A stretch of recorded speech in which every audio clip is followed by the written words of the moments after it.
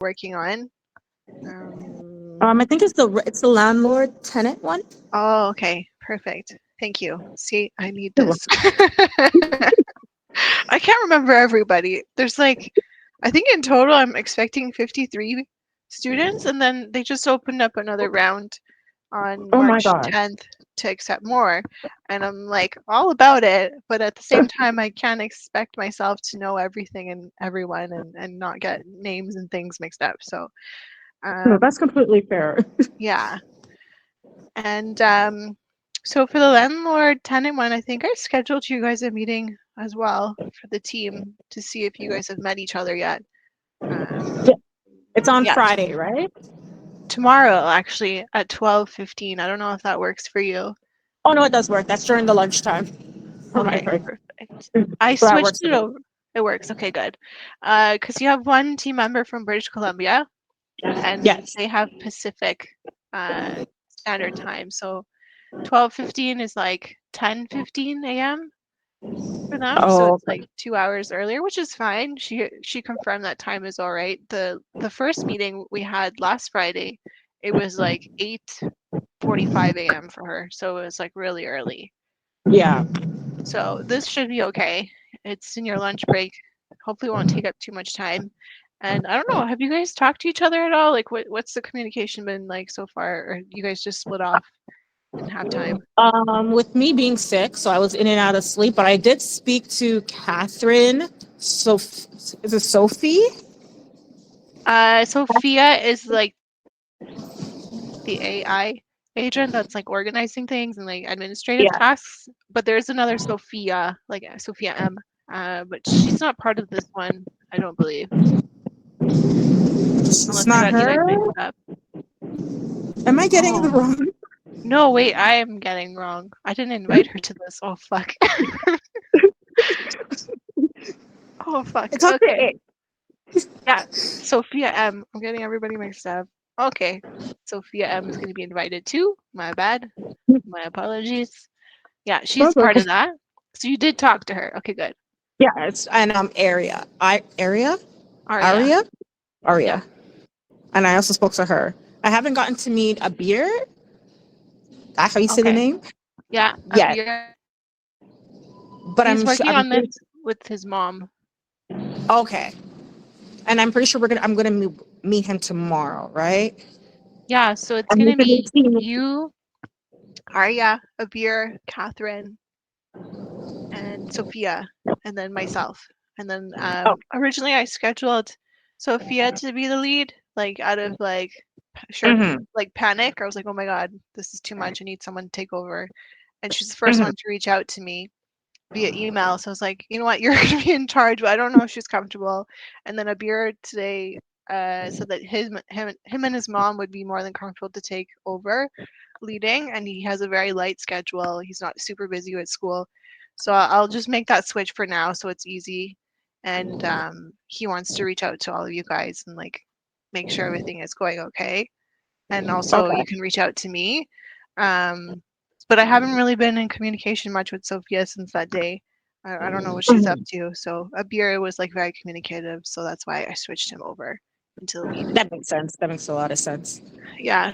So I put out some notes here when I spoke to Abir today, and Hmm. we discussed a few takeaways, which will help to give you guys ideas of what to kind of research. But the whole thing is like I want you to imagine yourself as like either or, like or both, like a landlord or a tenant, and like look at the standard Ontario lease agreement. I don't know if you're a renter right now. I currently live in an apartment building. I am I'm familiar with Ontario's laws with tenants and landlords because I became very interested in it during the pandemic. So this for me, I feel very comfortable doing this type of project. Okay. So this will just like give you even more security and like confidence when like let's say it is time for you to sign a lease or become a landlord. Like let's say you want to own properties. I know my experience of renting in Hamilton when I went to McMaster was like really good with this one landlord, Gilda, and she kind of shaped me into becoming a landlord that I am today. she'd give us like free cleaning supplies. She would like come in and like fix things herself. Her husband had passed away. He was the one who initially set up this business for her, for himself and the family. So he taught her how to change a doorknob and how to do like light plumbing work, light electrical work, and like those sorts of things. So he like made sure she was fully capable of taking over if something were to happen to him. I don't know how he passed away.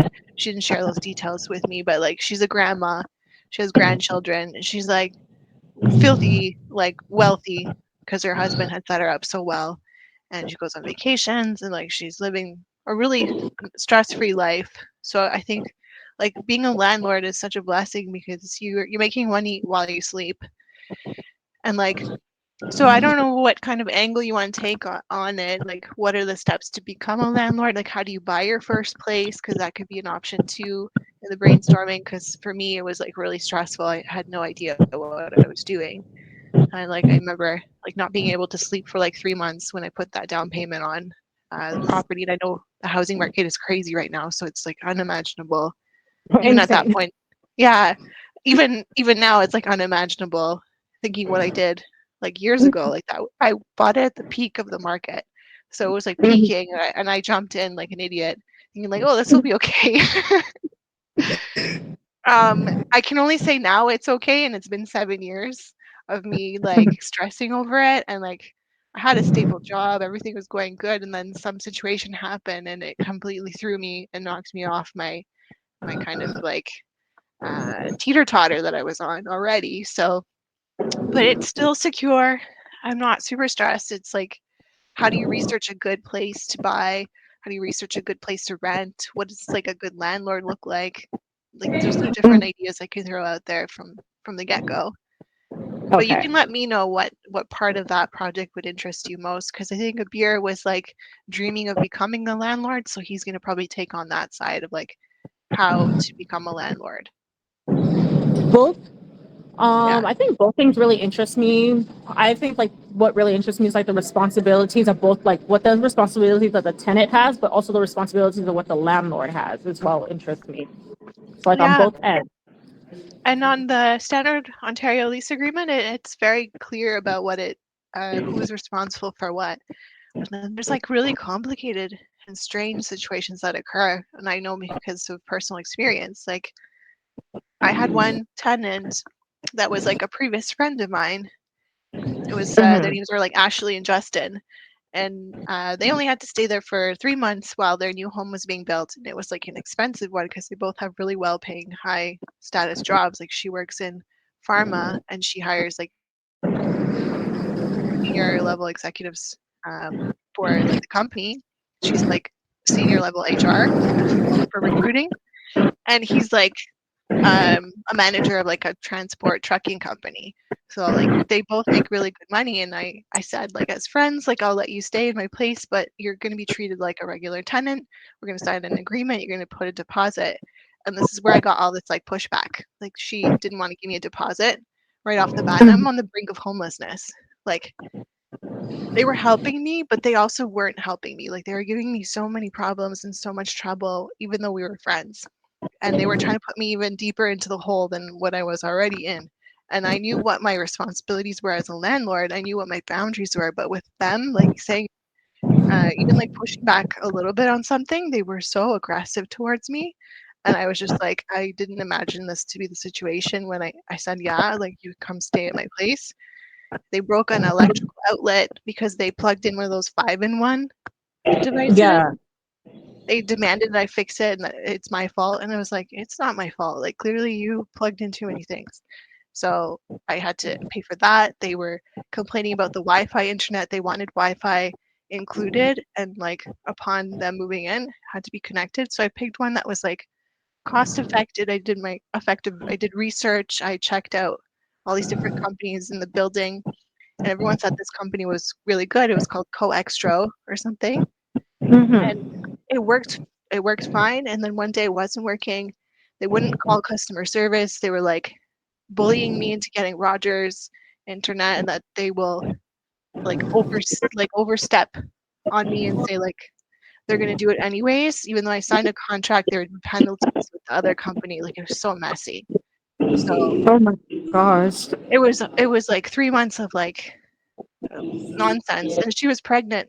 I didn't even know. She got pregnant in my condo, which is kind of strange to say. And then, Oh my god. yeah, she was always a bitch, like completely huge bitch. But like this was like next level side of her personality that I've never seen before, and it was just because I was trying to do them a favor. And I That's ended up kicking her out a month early. I said, like, get the fuck out of my house, like out of my place. I don't want you here anymore. And then later I found out she was pregnant at the time. Like, I don't give a shit that you're pregnant. Like, you were so disrespectful to me and I was doing you a that, favor. that sounds Yeah. like a nightmare.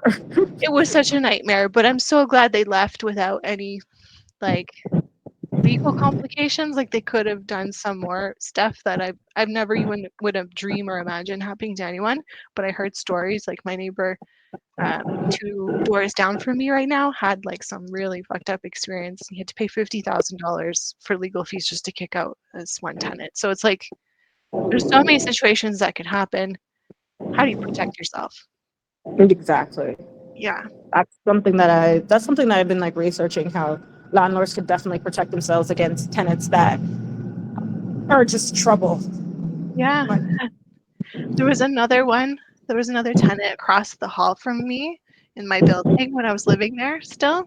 I lived there for the first year when I purchased it. I was eating beans and rice because that's all I could afford. Like it was a $50 budget per week. And I had to do my mortgage payments and everything else. And this was like with like a pretty good job in finance and insurance. So I knew I wasn't going anywhere because I was performing really well and I was getting awards and different things. And I still couldn't eat. Like I couldn't go out. I was completely strapped. And mhm. yeah, and then I finally moved out after a year, and then I had someone come in and take over the lease, which I was so happy about because it's so stressful living there, not being able to do anything. Like that's another next level of like stress, being so Mhm. restricted on your budget. And yeah, so far everyone's been good except the one ex-friend that I wouldn't rent to friends again. That was my main takeaway from that experience. And right now I have the Guyanian diplomat's daughter living in my apartment, which all of them have been super interesting. Like I don't know how she found my place, but it's an interesting turn of events. Definitely sounds.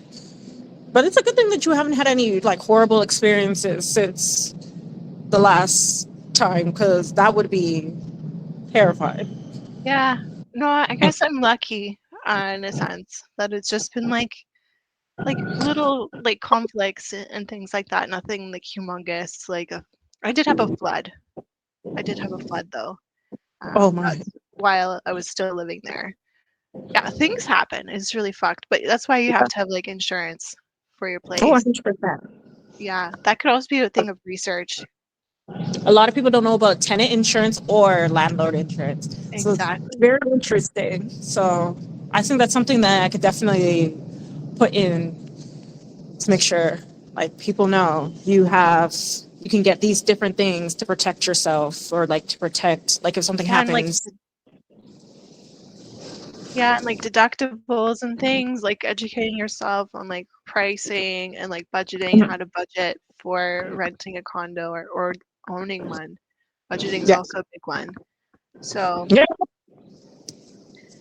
it's it's really it's really a huge experience jumping into that type of pool of water when you decide that it's like the time for you to do that, like to buy a place or even just to move out. Like I had another project for next round that I think they accepted me for, and it's like how do you move out of your place into a new apartment or like a new apartment to yourself? Like how do you pack? What do you need to pack with you? Things like that. Oh, that sounds interesting. Yeah, with Riipen, you can actually sign up for 3 projects max and get paid the 1,400. Oh, I know. I tried signing up for other ones, but they didn't respond back. So I was just like, Oh, really? Well, I yeah, think so it was unfortunate. this one is opening up on March 10th. You could probably also open it. Oh, I'll check that. I'm gonna check it out then. Definitely gonna Yeah, check that one. but I'm trying to be like more hands off. I'm offering like these one-on-one calls because I know a lot of people need references for jobs and different things, and I just want to be able to say like, yes, I've met them. Yeah. That Oh should yeah, be 100%. Like, yeah. and So I think that's a good thing. yeah, like I want it to be kind of easy breezy. Like I don't want to stress anyone out with this project. I want you guys all to have like a good time and know what it is that you're interested in and looking into and getting paid while you're doing it. So I think it's a good arrangement for the both of us because then I'll probably get some useful information that I haven't been able to look into because of all the stuff that I've been kind of dealing with, and also for yourself, your own knowledge and experiences moving forward. Like if you want to move out and have like a different place to live, this could be useful. Yeah, this I thought about that. Learning, like I get to learn about the move out process and like being a first time tenant one day, as well as possibly being a landlord. Like these things, learning these things as I go along in this, they intrigue me, and because of what I'm studying, I can help others with after like gaining more knowledge. For sure. I don't remember what you were studying. Let me pull up your resume. Studying social service work. Oh, nice. Yeah, this Hmm. is like crucial for well-being, having your own place. Like that's one of the Maslow's hierarchy of needs is like shelter. So Yeah. um, in the conversation with Abir, I also was discussing the point that a lot of international students come here and they end up becoming homeless because landlords won't take them. They don't have a credit score in Canada. They have no history of work experience. So it's also kind of tough. So I don't know who would be interested in looking into that aspect, but I learned when I went to Sheridan College that a lot of international students pay like $22,000 a year, and then they're sleeping on the streets. Like it's Oh, I wouldn't mind looking into that as well because I know that with a lot of international students, some landlords also take advantage of them and put them yeah, in living situations that aren't up to par. that could be another interesting angle and perspective. So I'm definitely interested in how it works for international students being tenants for the first time in Canada. And like, what could you do to help them prepare for their arrival in Canada and looking for a place? Because a lot of landlords need like credit score checks. So what could they provide in exchange of that? Like, what would be comparable? Or Definitely, I can look into that because I actually never actually looked into that before. That is intriguing. I'm gonna yeah, definitely check that out. yeah. And we were also discussing that in Mississauga currently, there's been like a heightened of like violence towards women. 1 in 2 women are being strangled by like their romantic partners, and it's mainly because of the influx of Indians that have been let Hmm. into the country. So I was also Hmm. looking at how to like protect women in situations of violence. Like they need a place to stay. So what would be their steps of like maybe exiting a situation and finding like another place for them to live? Could also Yeah. be like another angle, or Oh, that's a good angle to look at as well. yeah, or like for the other personal example I experienced was the neighboring unit. The wife was getting beaten by her husband. Like in the middle of the night, I'd hear her screaming and him throwing stuff at her. I didn't know what to do or how to help her. Like it was really fucked up. So Hmm. he's thankfully moved out, but I don't know where she went. And she has like children with her, like a little daughter. And like I remember seeing her in the morning with like bruises all over her face Oh my because he had gosh. hit her, and like he refused to pay rent. The landlord couldn't kick him out because he was constantly coming up with excuses like now is not a good time, and then he would be like high on weed. So yeah, I don't know. That is It's definitely something that we can all like look into, like at least somebody in the group for sure. yeah, If nobody wants to take it out, look into it as well. Honestly, yeah. that's I actually a remember. good thing. Domestic abuse and what they can do. Yeah, and then I remember calling the cops once, like anonymously, because it was just getting like too much for me at one point, and they came knocking on the door, but they couldn't do anything apparently because yeah, there's some kind of rights to tenants. I don't know. It was really weird. But it's just unfortunate that stuff happens and like you feel powerless to help people. Yeah. Oh my gosh. The fact that the cops couldn't help would scare me even more for her. Right? And like she can't leave because she doesn't have a job. She doesn't have any income. She has children. And like he will probably go look for her if she leaves him because he was like I think he was Mexican or some kind of Spanish or even Arabic. I don't remember. But Mm. he was scary. Like he was a scary looking guy. Oh my And god. yeah, I don't know. So I know there's like organizations called like Brave that take women anonymously and they take them to like a safe space. Yeah. Um, so that would be like kind of like one area to kind of branch off to if you wanted, if you were looking into that particular case. Or you could do also like the process of how to become a potential tenant. Like what does a good tenant look like? What does a good landlord look like? What are indications that you're a good tenant or a good landlord? Is another area. I'm just like shooting off the top of my head. I don't know about you. What your thoughts are?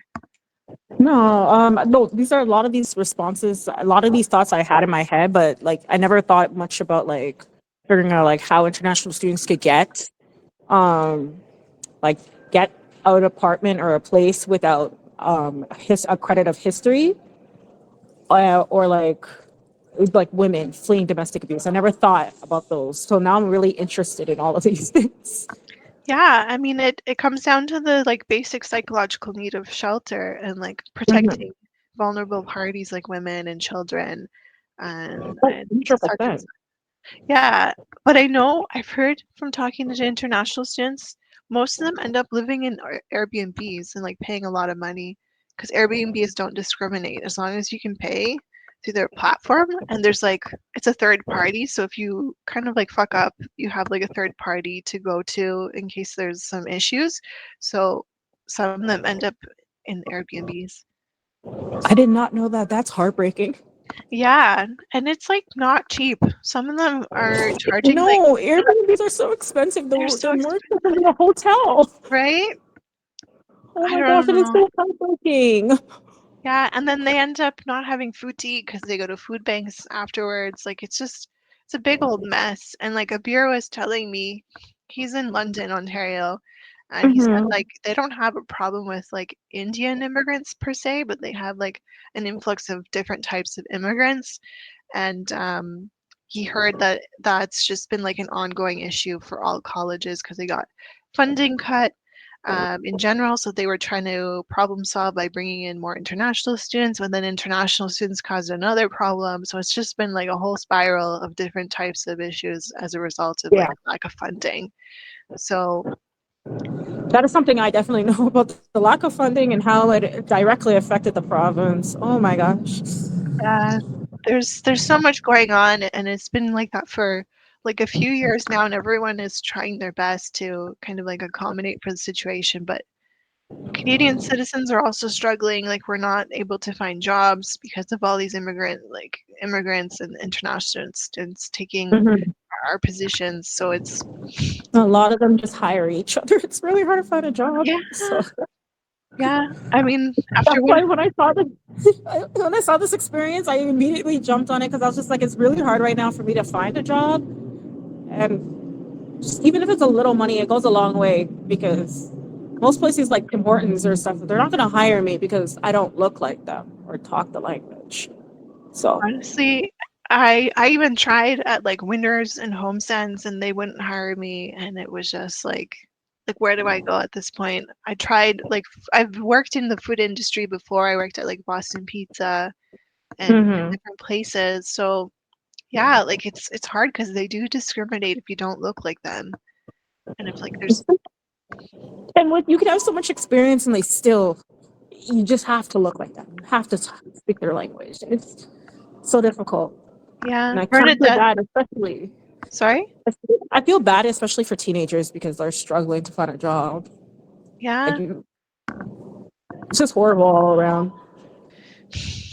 It's really tough. Bernadette's been trying to find a job here in Canada, but like she tried the same places. She tried Shoppers Drug Mart, she tried Winners, she tried Home Sense, she tried all these different places that were like not Home Sense. Sorry, there's no Home Sense in the area, but like she tried places that were close by. She even wanted to volunteer at like a homeless shelter, but it's like it's been really tough for her, and she just landed here in September into Canada, and like she speaks good English. She doesn't have any like she has really good education too, and it's just been like ridiculous. That's insane. That's Yeah, insane. I looked at her resume. Her resume looks really good, and also told her about Riipen. She was really excited because she doesn't want her parents to be paying for things.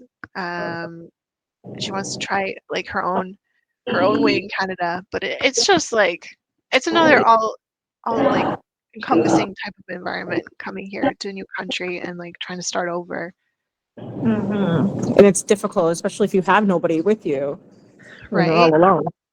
I So think she has difficult. like one family member she was staying with in Vaughan, but like they kicked her out because she felt like she was overstaying her welcome, so they made her go look for another place. So she went to like an Airbnb, which was really expensive, and then eventually she found my place. So yeah, it's been That a is it. journey. That's crazy. Why would you kick out? Oh my God. I couldn't imagine doing something like that to a family member that just came to the country. I don't know. Nope. I'm excited to do this project though. And Yeah, and the ending presentation, it doesn't have to, it's individual, right? I said individual. You can do it as group. It really is depending on your preference. You can also Mhm. pre-record it. You don't have to do it live. I'm not expecting live presentations. I can watch the video at a later date because you're supposed to wrap up on the 20th of March, and then the hard deadline, like the hard stop, is on March 31st. Like you're not supposed to do any more work past that date. So it's going to be quick. We're already in Okay. March, March 4th. And I'm just hoping I'm giving you guys all the information you need to get started. And if you have questions, I have like the book a meeting link on my signature now. And my phone number is also listed, I believe, or you can reach out to me on Slack. I don't know what you guys prefer. I'm still trying to track down a few people that haven't joined Slack yet. You definitely gave me a lot more information. So I'm definitely going to go and look into all of that. And then tomorrow, I'll be more than happy to give my input of what I would like to do. Sounds great. Sounds wonderful. Yeah, if you have any questions, concerns, just reach out to me. I'll try my best. Although I'm still balancing a lot here. Like I have sick family members that I'm still trying to navigate with. I was just talking to the police this morning about a certain situation with one of my brothers, who's living in Scarborough currently, and he should be there for school, but somehow he always ends up here, and he's eating my mom's food, he's using her electricity, her water, and she's on a pension, which is like very minimal. Like it doesn't even cover her own expenses. So it's just been a lot, and he's been trying to call the crisis line on me because I'm minding my own business, unprovoking him, and I don't know. Oh, I hope that situation gets better for you. Because Yeah, that's not something you, that sounds stressful. it is stressful. I called the police about it. They said they have on file that he kind of has like a narcissistic personality and he plays victim, and he also has a mental health diagnosis with schizophrenia.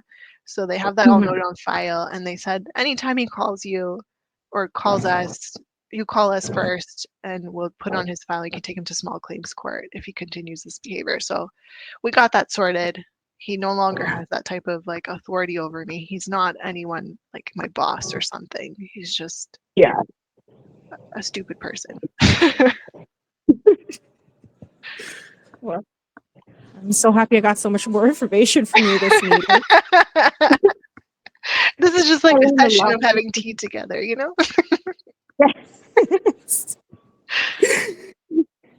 I'm so happy I got more information from you for sure for this meeting. If you ever I'm find learning a lot. yourself in a similar situation, just let me know. I will take care of it for you. Thank you so much. No problem.